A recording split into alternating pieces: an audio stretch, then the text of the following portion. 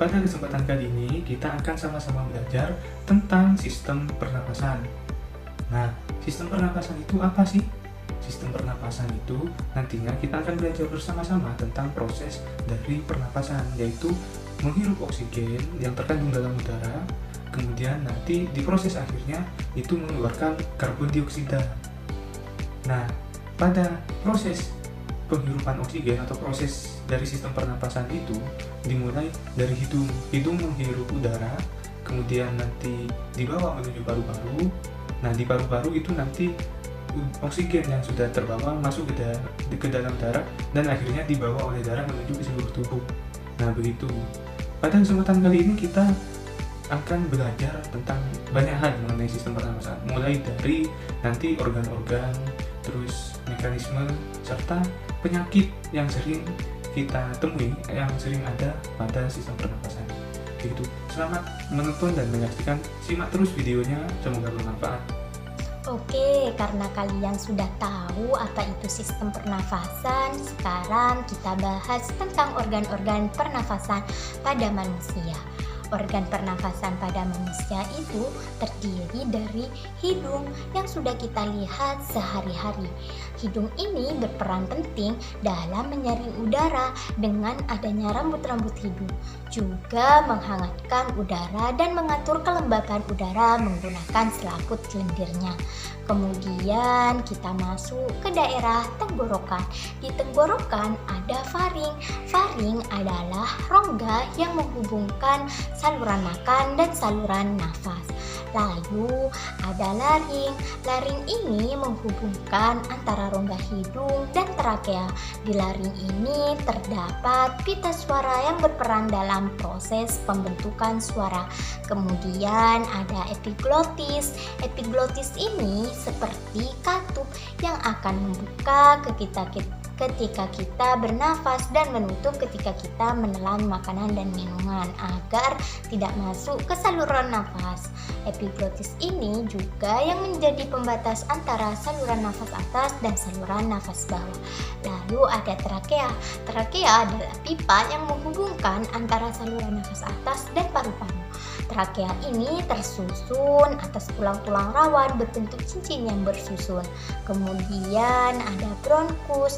Bronkus merupakan percabangan pertama setelah trakea dan terbagi ke paru kiri dan kanan. Lalu ada paru-parunya sendiri. Paru-paru ini terletak dalam rongga dada kita. Mari kita lihat seperti apa bagian dalam paru-paru. Ada bronkiolus, yaitu cabang-cabang kecil dari bronkus yang sudah berada dalam paru-paru. Bronkiolus ini akan terbagi-bagi lagi, semakin kecil dan dindingnya semakin tipis sampai alveolus.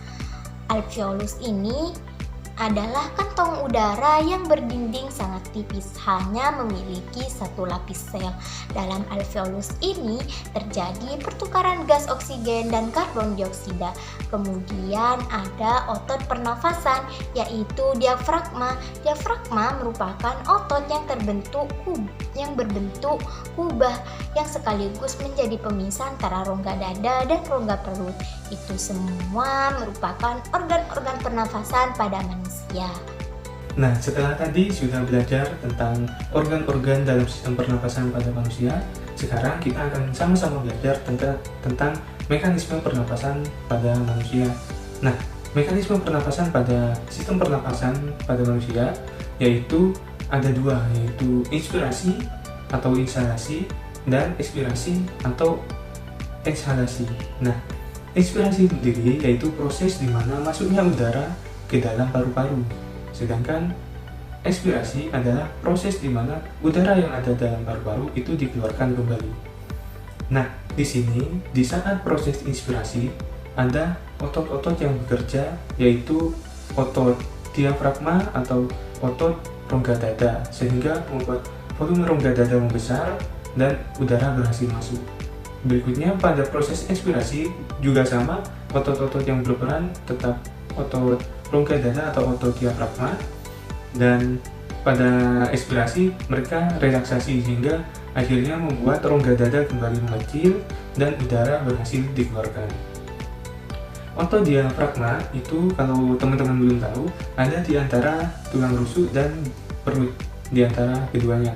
Nah, lanjut pada sistem pernapasan manusia, pada mekanismenya itu ada dua macam pernapasan, yaitu pernapasan perut dan pernapasan dada.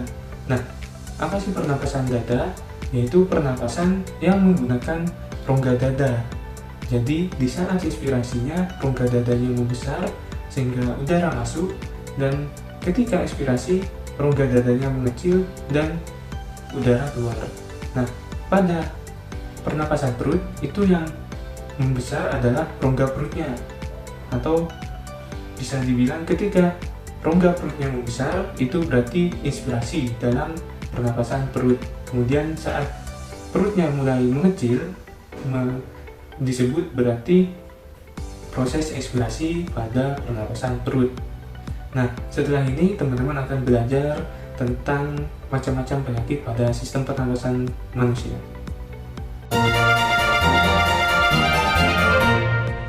Materi selanjutnya adalah gangguan atau penyakit pada pernapasan manusia. Penyakit pada pernapasan manusia ada 7 macam. Yang pertama yaitu influenza. Influenza adalah penyakit yang disebabkan oleh infeksi influenza virus. Ciri-cirinya adalah demam dengan suhu tinggi, pilek, bersin-bersin, batuk, sakit kepala, sakit otot, dan gatal di rongga hidung. Influenza ini penyakit yang gampang menular. Jika terserang penyakit ini, hendaknya segera minum obat, istirahat, dan periksa ke dokter. Yang kedua ada tonsilitis, yaitu kondisi ketika amandel mengalami inflamasi atau peradangan. Penyakit ini umumnya dialami oleh anak-anak, namun bisa juga terjadi pada orang dewasa, terutama lansia.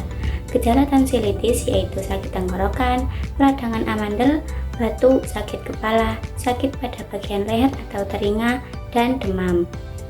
Yang ketiga ada faringitis, yaitu infeksi pada faring oleh kuman penyakit seperti virus, bakteri, maupun jamur. Faringitis ini biasanya disertai dengan radang tonsil atau amandel yang menyebabkan nyeri saat menelan makanan. Cara mengobatinya yaitu dengan minum obat antibiotik dan juga antifungi. Yang keempat ada pneumonia, yaitu infeksi pada bronkiolus dan juga alveolus. Penyakit ini umumnya terjadi setelah penderita terkena campak, influenza, dan bronkitis.